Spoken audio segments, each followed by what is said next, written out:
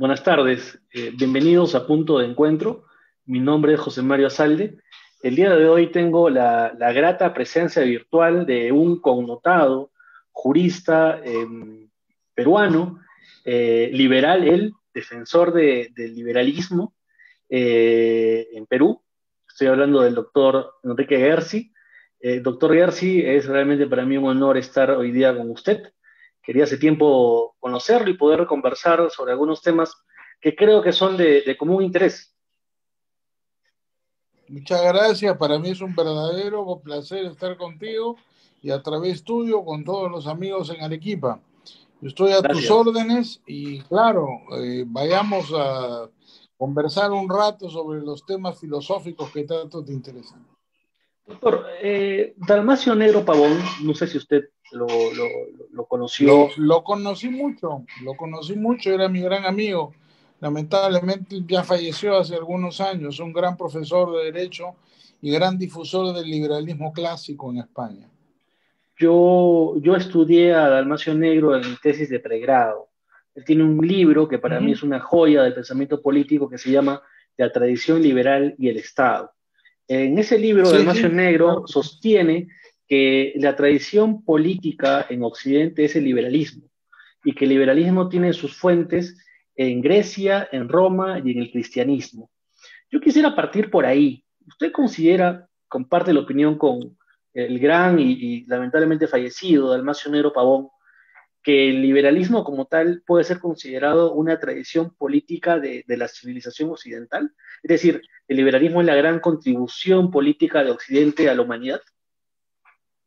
Bueno, yo creo que la visión de Dalmacio puede ser un poquito etnocentrista, no tanto por pensar que es la contribución de Occidente, porque de hecho es una de las contribuciones de Occidente. También el socialismo podría ser considerado otra contribución política fundamental de Occidente. Recordamos que el socialismo se lo inventa, ¿no es cierto?, un señor alemán financiado por un multimillonario, estamos hablando de Marx y de Engels, ¿no? Y en Londres, además, digamos, no es muy oriental la ciudad de Londres que, digamos. Creo que es un poquito etnocéntrica la visión de Dalmacio, pero eso es muy español, ¿no? Y en segundo lugar, por el tema cristiano, porque ahí sí tengo mis dudas que el cristianismo realmente sea compatible con el liberalismo. Y esto alguna vez lo hemos discutido en un seminario con Dalmacio. Los liberales españoles le dan mucha importancia a la escuela de Salamanca y a partir de ahí han construido toda una tesis de que el liberalismo es básicamente una escuela católica, pero eso yo no estoy muy seguro, que por supuesto la escuela de Salamanca fue muy importante, pero la escuela de Salamanca fue bastante marginal en la historia del liberalismo. Y desde el punto de vista teórico, la escuela de Salamanca lo que hace es repetir lo que ya Benjamín Ben Maimón, llamado Maimónides, curiosamente también español, pero judío, había dicho anteriormente en la Edad Media en Córdoba, que era que el valor es subjetivo.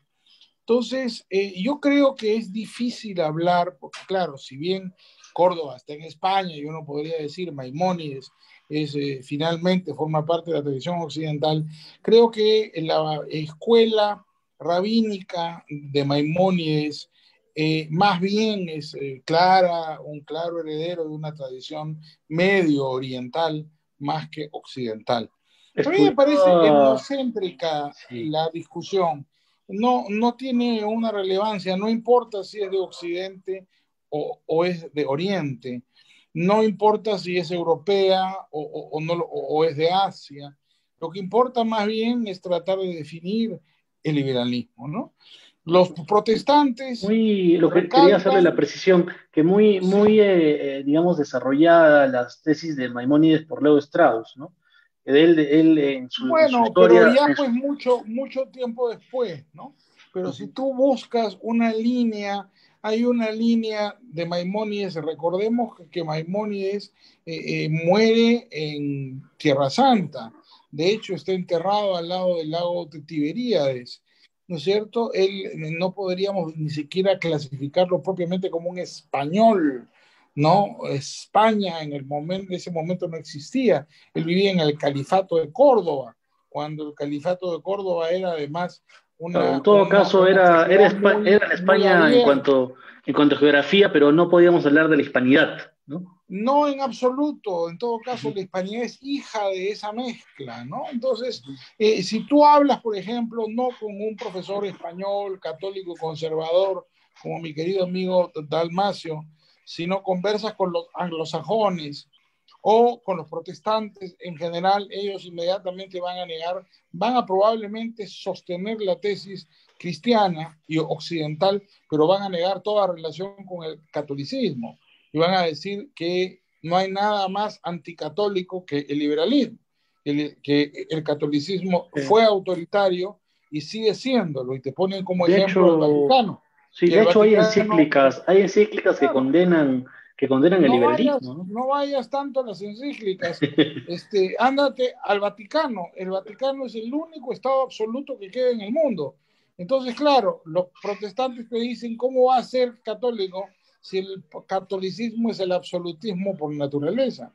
Y ellos reivindican, ahí nos podemos ir al viejo Weber, la tesis de que en general el capitalismo, si quieres llamarlo así, de una manera más amplia podríamos hablar inclusive del liberalismo, son consecuencia de una ética protestante, particularmente la calvinista. No, este es un debate también no muy claro, ¿eh? Porque los calvinistas radicales han sido todavía más socialistas y poco liberales, autoritarios, incluido el mismo Calvino, que era bastante autoritario, que los católicos radicales. Yo diría que el liberalismo es una conquista, ¿no es cierto?, a pesar de la tradición cristiana. No, es una conquista secular que se caracteriza, entre otras cosas, por la separación del Estado de la religión. Y ni los calvinistas y otros grupos protestantes, ni los católicos han querido esa separación. Esa Pero separación ocurrió en el siglo XIX. ahí el punto, doctor, es que usted consideraría que el liberalismo parte cuando se produce la secularización de la política a partir de Westfalia y la aparición del Estado y el fin de la No, guerra de la guerra creo de que, religiones. creo que el liberalismo tiene varios orígenes. En primer lugar, porque el liberalismo pues no es una ideología, es más bien una actitud. Entonces, Un tú no talante. encuentras, a diferencia de el comunismo o el socialismo, no hay un corpus ideológico del liberalismo, no hay un gran libro del liberalismo, no hay una doctrina liberal, ni una filosofía liberal, ni un himno liberal, ni canciones liberales. El liberalismo es una actitud que se va construyendo con el tiempo. Yo diría que tiene varios orígenes distintos. En primer lugar, filosóficamente, el liberalismo es una derivación del nominalismo inglés, particularmente de Duns Scott y de Guillermo de Ockham. Eso se llama el individualismo metodológico. Y eso ocurre en la Edad Sí, Media. la controversia de los universales, ¿no? Exactamente, con Duns Scott Así es. arranca la famosa controversia por los universales. Darío Antiseri, al que probablemente has leído, el famoso liberal italiano, además un gran profesor de filosofía, indica que para él el momento del nacimiento del liberalismo, ¿no es cierto?, es el momento en el cual los filósofos nominalistas sostienen que solo existe el individuo, que aquello que no sea el individuo no existe. Tiene una existencia en el mundo del lenguaje, una existencia ideal, pero no una existencia real.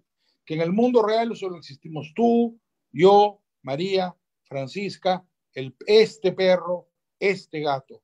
¿No es cierto? Que con los conceptos no existen en la realidad, son simplemente problemas lingüísticos. En segundo lugar, un segundo origen del liberalismo es el problema del valor. Desde Aristóteles, en que se creía que el valor era objetivo, hasta básicamente Maimónides, la Escuela de Salamanca, y posteriormente, porque Adam Smith y David Ricardo son un retroceso. Ellos no tienen claro cuál es el origen del valor y piensan que el valor es objetivo. Smith fue muy confuso y David Ricardo claramente cree en el valor trabajo. De hecho, es la fuente directa de Marx. Haces un salto hasta el siglo XIX con von Waber, ¿no es cierto? En la aparición de la antigua escuela austríaca, que son los que sustentan de manera económicamente técnica, digamos, la existencia del valor subjetivo. En tercer lugar está la variante política, que es la que hemos estado hablando, ¿no? Que es un proceso. Este proceso es complejo porque tiene que ver primero con la reforma gregoriana, la aparición, ¿no es cierto?, del Estado moderno a partir de las reformas gregorianas es muy importante en la Edad Media. Y lentamente aparecen los procesos constitucionales. Primero en Inglaterra con la Carta Magna, en León, en España, que aparece una especie de Carta Magna. Los estados liberales propiamente, ¿no? Claro, el origen del constitucionalismo. Digamos, el origen, ¿no? Porque es una cosa más que liberal, es un origen tortuoso, difícil. Además que en algunos casos, como en Inglaterra, con mucha violencia, de lo que será la limitación del poder a través de la ley, ¿no? El derecho como un instrumento para limitar al poder. Ese elemento político que, digamos, su esplendor es con la Revolución Francesa. Yo diría que finalmente está un origen o una presencia ética y moral que recién viene con la Ilustración escocesa, ¿no? Donde tienes la influencia de David Hume, el gran amigo y mentor de Adam Smith, y Ferguson y todos los ilustrados escoceses que toman la idea, la vieja idea clásica de la apatía, entendida en el sentido tradicional, ¿no? La apatía en la filosofía estoica no se entendía como en el sentido actual. Hoy día tú dices por una persona que es apática cuando es una persona que no le interesa nada. Apatos en griego significa sin emoción, es decir, si tú logras controlar tus impulsos, tus emociones, eres apático, ¿no? Entonces, esta idea estoica de que el apático es el hombre civilizado, el hombre moderno, fue una idea muy importante en su momento y que se perdió en la filosofía. Los ilustrados escoceses la retoman y la convierten en el principio de simpatía, ¿no? Hume dice, dando una lectura una pregunta, doctor. Permíteme acabar solo sí, esta idea, 30 sí. segundos. Que lo que sustenta a la humanidad es que nos vemos reflejados el uno en el otro. Y que el principio de simpatía le da una base moral a la convivencia humana.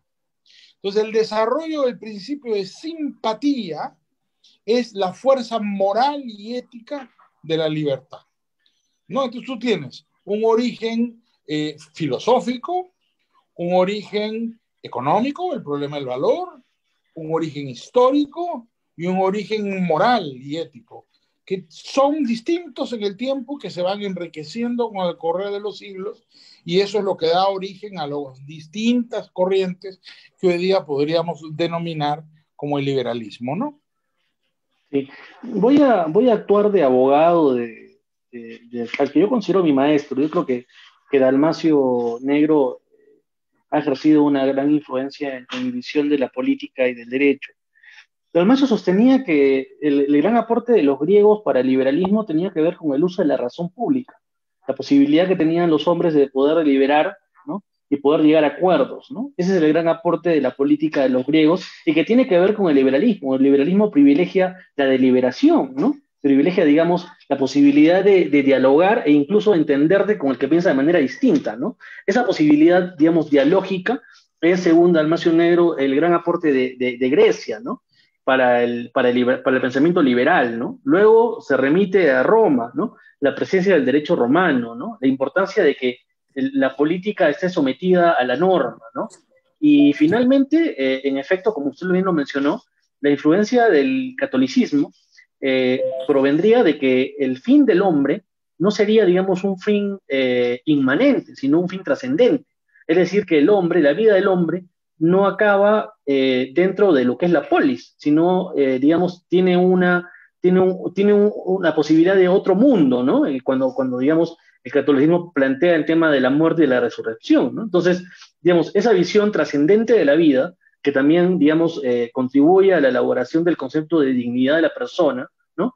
Sería el gran aporte del cristianismo, ¿no? Estos, digamos, serían los principales hitos para Dalmacio Negro que conformarían, como usted bien dice, no es un corpus, en realidad es un talante, es una conducta, es una predisposición del alma, ¿no? El liberalismo, ¿no? Pero para Dalmacio estas serían, digamos, las principales influencias, ¿no? Ahora, Sí, yo, sí, yo conozco bien el pensamiento de Dalmacio, pero creo que él, digamos, está tratando más bien de sustentar el conservadurismo español más que el liberalismo. Y eso es algo que hemos discutido, además que mucha gente, Dalmacio fue profesor de todo el mundo en España, entonces todos los grandes liberales españoles han sido alumnos de Dalmacio y han tenido muchos debates con él, ¿no? En primer lugar, porque yo creo que Dalmacio confundía siempre democracia con liberalismo. Y no hay que hacer esa confusión, porque uno puede ser un demócrata sin ser liberal, ¿eh? Perfectamente, y puedes tener una sociedad perfectamente democrática y no ser un liberal, ¿no? Los socialistas franceses son demócratas, ¿no? Los socialistas italianos son demócratas, los laboristas ingleses son demócratas, y no son liberales, nada, ni un centímetro, ¿no? Entonces, yo no creo que la democracia y el liberalismo tengan un mismo camino. Y en segundo lugar, la idea de democracia griega de Dalmacio era muy propia de la idea de una visión de la democracia griega de la época de Dalmacio. Si leemos los textos más modernos, no a Fustel de Coulanges, sino a los historiadores más contemporáneos, por ejemplo a Jacqueline de Romilly, veremos que la democracia griega no se parece en nada a la democracia griega como la planteaba Dalmacio, como a Dalmacio le enseñaron que era la democracia griega. La democracia en Grecia no existía, era una oligarquía de un pequeñísimo grupo, de unas tribus muy pequeñas que para ciertas cosas discutían y tolerancia nada, porque por impiedad a beber la cicuta o al ostracismo. Y la gente prefería, como el viejo Sócrates, beber cicuta que el ostracismo. Era un procedimiento religioso. Mircea Eliade tiene páginas extraordinarias, que él era más bien un conservador, como el viejo Dalmacio. Pero Mircea Eliade tiene, por ejemplo, sobre el origen del derecho romano, páginas extraordinarias. Yo tampoco creo que el derecho romano explique ni tenga mucho que ver con la historia y la libertad, porque el derecho romano no fue sino un procedimiento para sacralizar lo profano, ¿no? No es otra cosa más que la sacralización de lo profano. Era un procedimiento religioso. pero el Y eso derecho lo explica romano, Mircea Eliade muy bien, sí, pero el derecho romano ¿no? también no tiene que ver con el origen, digamos, del derecho a partir de las costumbres, y más bien la irrupción del Estado moderno y la monopolización Pero, de la producción jurídica a es lo ver, que, digamos, impone una visión constructivista de la realidad, y ahí pero viene el marxismo, y ahí eso vienen, ocurre, digamos, sí, sí. pero cuidado que eso ocurre en Roma, ¿no es cierto? Es decir, Bueno, en, el en- en derecho Inglaterra, romano, también en por, Inglaterra, ¿no? Digamos. sí, pero digamos, te está saltando siglos. Ujú. Si vamos a irnos tan atrás, el derecho romano republicano fue consuetudinario, pero no en el sentido que tú y yo conocemos la palabra consuetudinaria a partir de Savigny.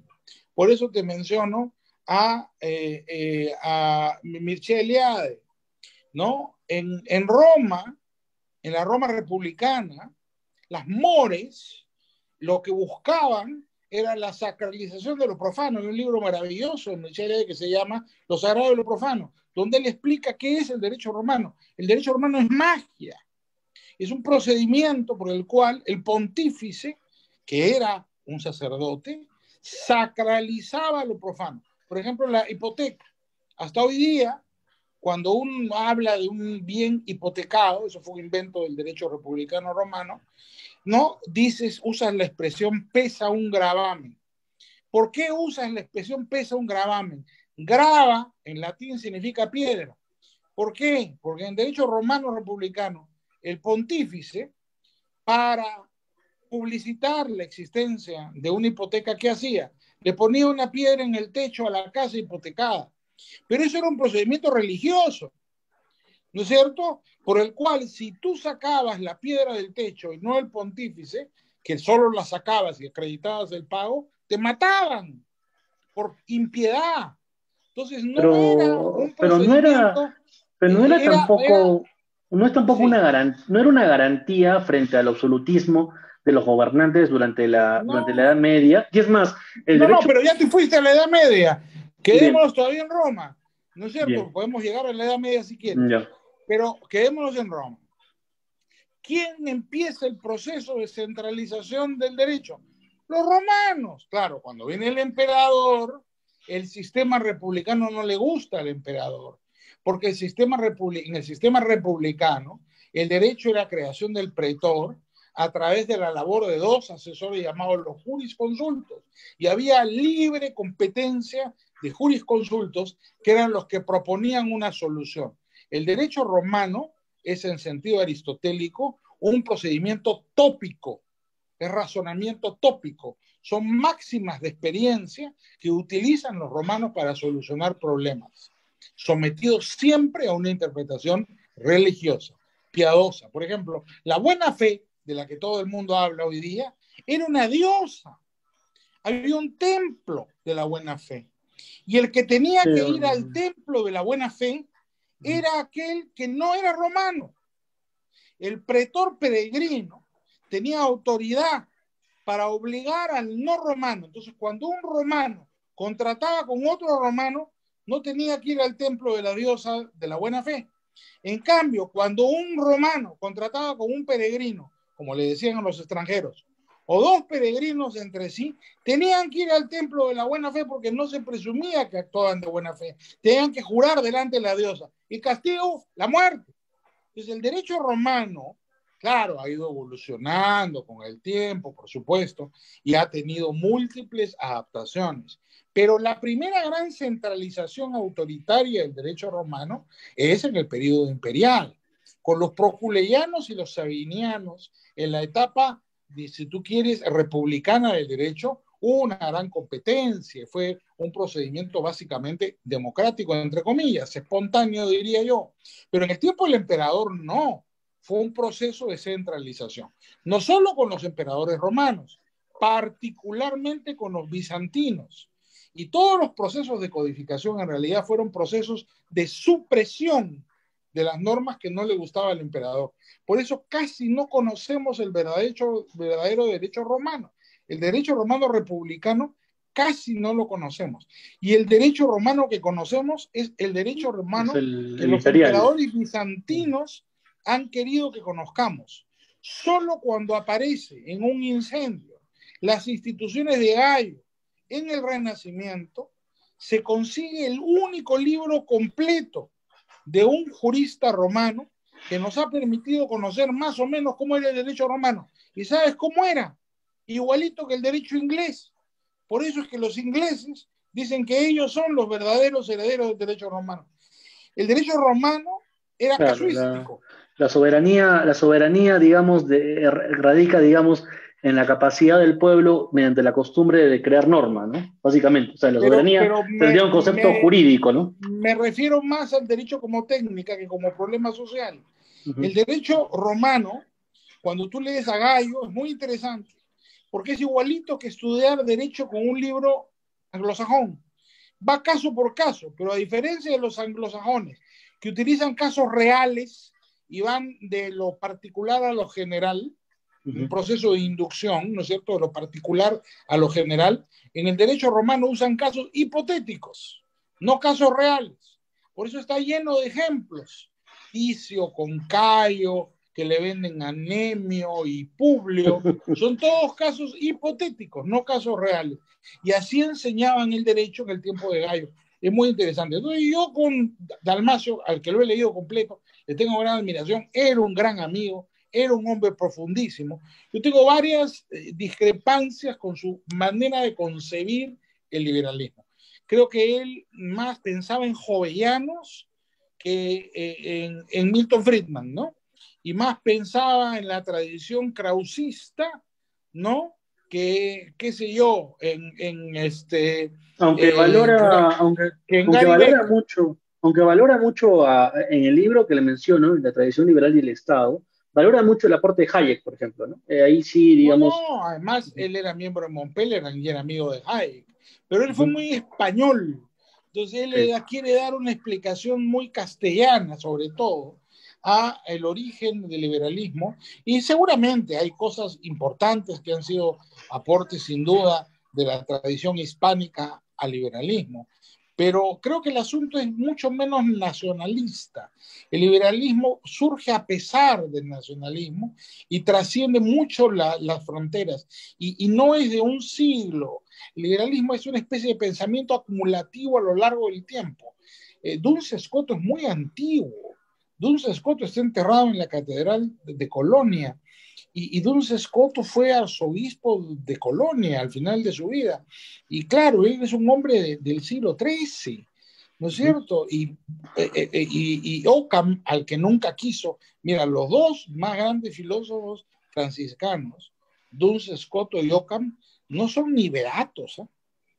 El Vaticano nunca los quiso por el problema de la querella y la pobreza, porque ellos, como buenos franciscanos, sostenían que había que renunciar a Y todo. también, bueno, y también el tema del conciliarismo, ¿no? Que sostenía Escoto, ¿no? Como buenos franciscanos, eran Ujú, conciliaristas. ujú. Curiosamente, los protestantes, sobre todo los calvinistas, son conciliaristas, ¿no? Y en Estados Unidos, el calvinismo, el protestantismo en general, predominante es conciliarista, mientras que en Inglaterra, el protestantismo, el anglicanismo, ¿no? Es presbiteriano, ¿no? Mandan los obispos, no manda el concilio, y por eso se parece tanto al catolicismo. ¿No? Al final hay mucha gente que cree que no tiene ningún sentido esta división.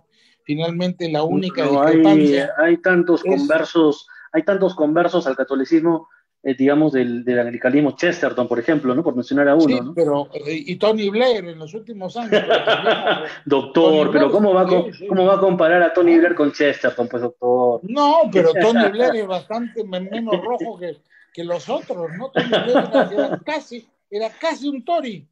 Pero bien, muy interesante, porque la única discrepancia, ahora hay algunas discrepancias, porque por fastidiar a Roma, los anglicanos se han puesto a ordenar mujeres. Pero yo Sí. creo que los católicos van a terminar ordenando mujeres muy pronto. No me extrañaría que Francisco lo haga antes de irse, y eso ya viene. Así que no será un problema eso, esa discusión creo que ya fue. El problema entre ambas iglesias es la transustanciación. Yo fui educado por los jesuitas, pues, y los jesuitas son como el demonio para los ingleses. Hasta hoy, ¿no? Es de lo más divertido. Le atribuyen a los jesuitas una maldad que no sé si tengan, pero no tienen la importancia que los ingleses creen o que le dan. Pero el problema es la transustanciación, que hoy día, francamente, a nivel teológico, nos esbozaría una sonrisa. Los anglicanos creen que en la Eucaristía, que en la hostia, está representado Jesucristo. Y los católicos creen que está Jesucristo, que es Jesucristo.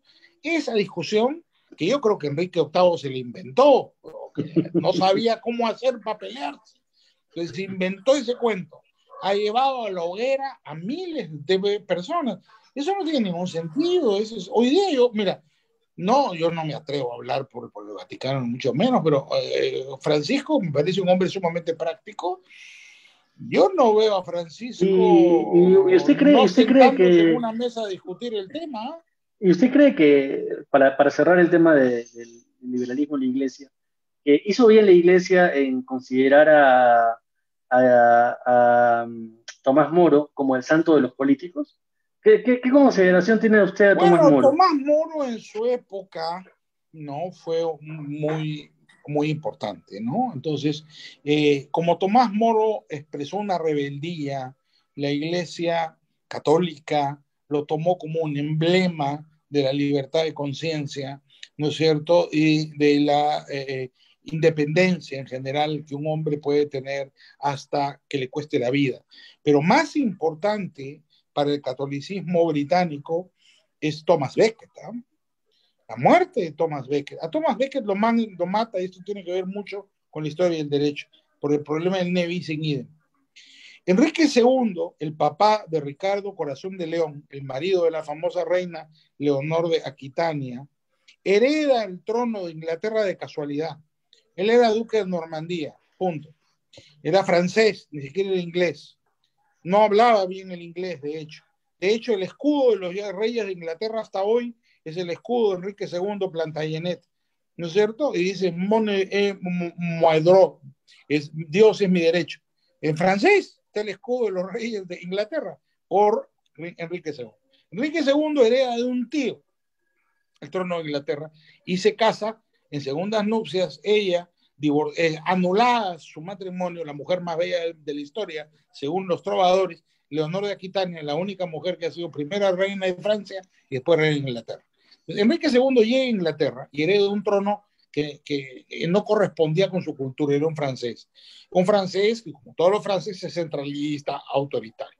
Y se encuentra con un país que era, pues, una gran anarquía, como es Inglaterra, la gente es libre, pues, y no le gusta esto. Entonces, él tiene como amigo a Becket. Becket, de hecho, es su canciller.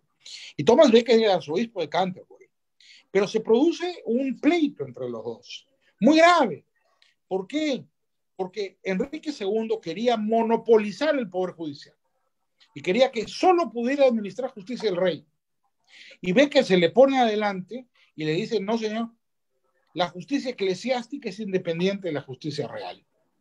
Y usted no puede juzgar nada que no le corresponda por naturaleza. Entonces, inventa una doctrina John de Salisbury, los ingleses lo llaman John of Salisbury, ¿no? Que es el secretario de Becket.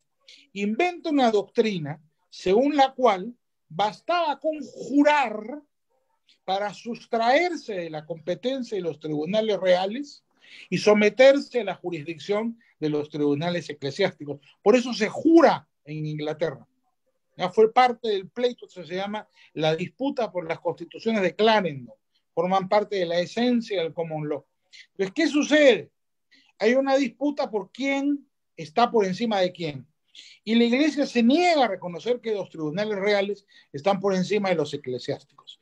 Y en una famosa homilía escrita por John de Salisbury, Thomas Becket termina su homilía en Canterbury. Tú puedes ir a Canterbury y ahí está el sitio donde lo mataron, ¿no es cierto? Él lo cuchillan dando misa durante Navidad.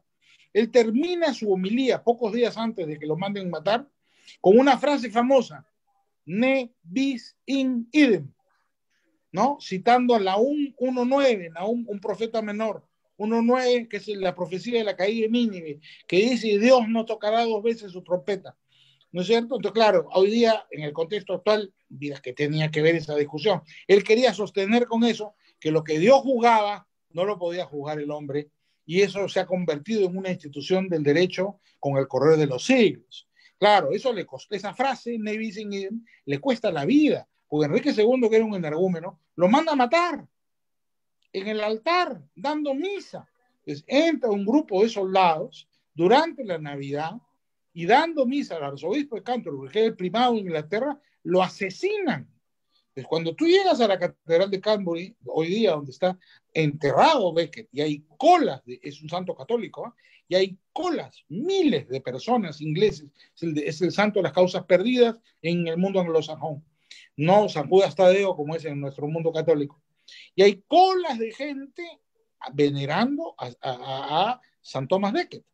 Y está la tumba de Becket. Pero lo emocionante es que al lado del altar hay una cruz de madera maravillosa puesta por Juan Pablo II, que cuando fue a Inglaterra le pide a la reina de Inglaterra y eso se lo conceden, por supuesto, dar misa, él en ese altar, en el mismo altar donde Thomas Becket fue asesinado por Enrique II.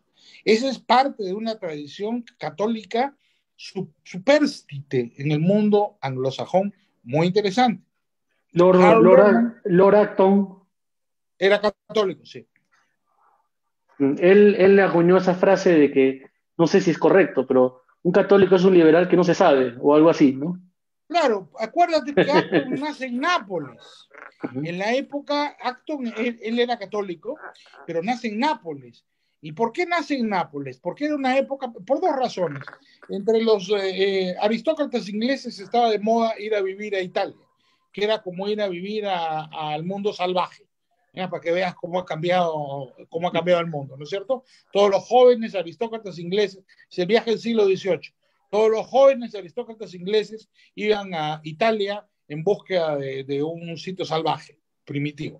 Y el padre de Acton va a Nápoles además porque los católicos estaban perseguidos en Inglaterra. No podían ocupar cargos públicos y tenían una serie de limitaciones en el ejercicio de sus derechos, hasta que el cardenal Newman, ¿no?, arregla esto en el siglo XIX y ya ahora hay una paz. Pero igual todavía un católico no puede ser rey de Inglaterra, ¿no? Y no puede ser primer ministro. Por eso Tony Blair se hace después católico de, claro, cuando después, termina. así es, así Porque es. si él se hubiera hecho católico antes, constitucionalmente no puede ser primer ministro de Inglaterra. Así que hay ahí sus cosas poco liberales, ¿no? En el mundo tan libre como es el mundo inglés, ¿no? Probablemente Inglaterra sea el país más libre del mundo, pero tampoco es tan libre porque tiene estas cosas raras fruto de su tradición. Doctor, me encantaría poder continuar, si usted lo tiene bien, en una segunda parte. Hemos hablado acerca de Dalmacio y de algunas ideas vinculadas a lo que puede ser el origen del liberalismo. Pero a mí me gustaría también hablar con usted acerca de las críticas al liberalismo. Hay un autor que a mí me gusta mucho, y usted también seguramente lo debe conocer, que es Carl Schmitt. Yo creo que la crítica más consistente que alguien ha hecho al liberalismo viene, en mi opinión, de Schmitt. Pero me gustaría que podamos conversar de eso, si usted tiene bien, tal vez la próxima semana. Con todo gusto, ahí sí me diste miedo, porque Carl Schmitt era jurista de Hitler. Y yo sí no respeto ni una línea de Carl Schmitt. Carl Schmitt me parece un monstruo, ¿no es cierto? Vamos Pero a, encantado de la vida, lo podemos vamos a, discutir cuando tú vamos a, quieras. Y sí, si quieres, sí. la próxima semana hablamos de él. Pero Carl Schmitt, mira, francamente, no creo que sea un buen ejemplo porque él pues fue el jurista de Hitler, las leyes de Múnich las redactó él, y como peor que Heidegger, porque Heidegger en la famosa última entrevista que hizo antes de morir y que publica Der Spiegel cuando él ha muerto, quiere justificarse y dice que ha sido nazi, pero en fin, todos eran nazis, aunque después le han sacado su carnet de Como, partido, ¿no? Pero como Benedicto, ¿no? Benedicto también tenía su... claro, pero Benedicto era Estuvo. un niño, ¿no? Ajá. Heidegger no, Heidegger era miembro de la CSA y ya era uno de los filósofos más importantes de Alemania cuando la guerra, ¿no? Pero en el caso de Carl Schmitt nunca se arrepintió siquiera, es decir, ese no se arrepintió de nada, ¿no? Eso digamos, las opiniones jurídicas de Schmitt pueden ser interesantes, pero filosóficamente son atroces y políticamente Muy, terribles. muy, Es como lo que pasa, muy es revalorado en la como España franquista, ¿no? no, pero hombre, si era nazi. Mira, es como los civilistas italianos. Acá todo el mundo cita a Emilio Betti y a mí me da escalofríos, porque la gente cita a Emilio Betti y nadie te dice que Emilio Betti era vicepresidente del Consejo Fascista. ¿Quién era el presidente? Benito Mussolini, pues. Él era el número 2. ¿Cómo pueden citar ese monstruo? O citan a Ramón Pero de Gauss-Suñer, que era el cuñado de Franco. Es decir, pucha, cítame a otros. Hay un montón que pueden citar, se escogen, yo creo que equivocadamente, los menos presentables. Dino Grandi, que es autor, él es el ministro de Justicia de Mussolini y fue el autor del Código Civil Italiano del 42, fue un personaje pues siniestro de la política italiana. Entonces, cuando los civilistas acá en Lima me hablan de lo que en el Perú en general, me hablan del civilismo italiano, yo me aterrorizo, porque el civilismo italiano fue un invento de los fascistas italianos para destruir la libertad en Italia. No, entonces, claro, eso, digamos,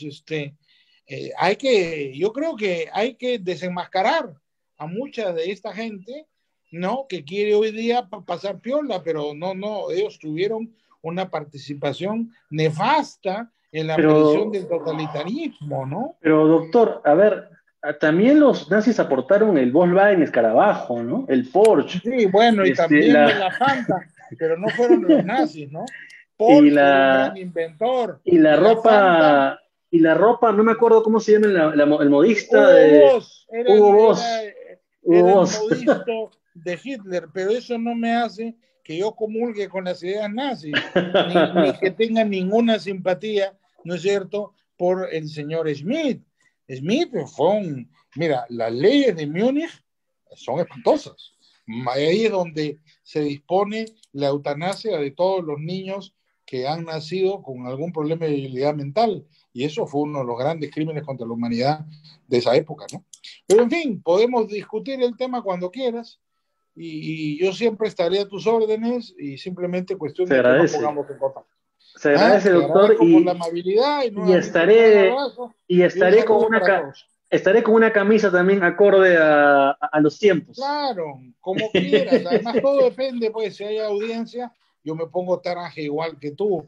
Pero si estamos acá en un verano de 28 grados rabioso y no tenemos audiencias, bueno, y estamos en cuarentena, ya hay que volverse un poquito más fresco, pues. ¿Ah? Ojalá que esta conversación contribuya un poco a que la gente se interese por estos temas que son tan Ojalá. importantes. Ujú. Sí, claro que Doctor, sí. Te agradezco nuevamente por la amabilidad. no, a usted ¿Mm? más bien. Estamos en contacto para la segunda parte. Le mando un fuerte abrazo desde Arequipa. Cuídese mucho. Salud, salúdame a todos. Gracias.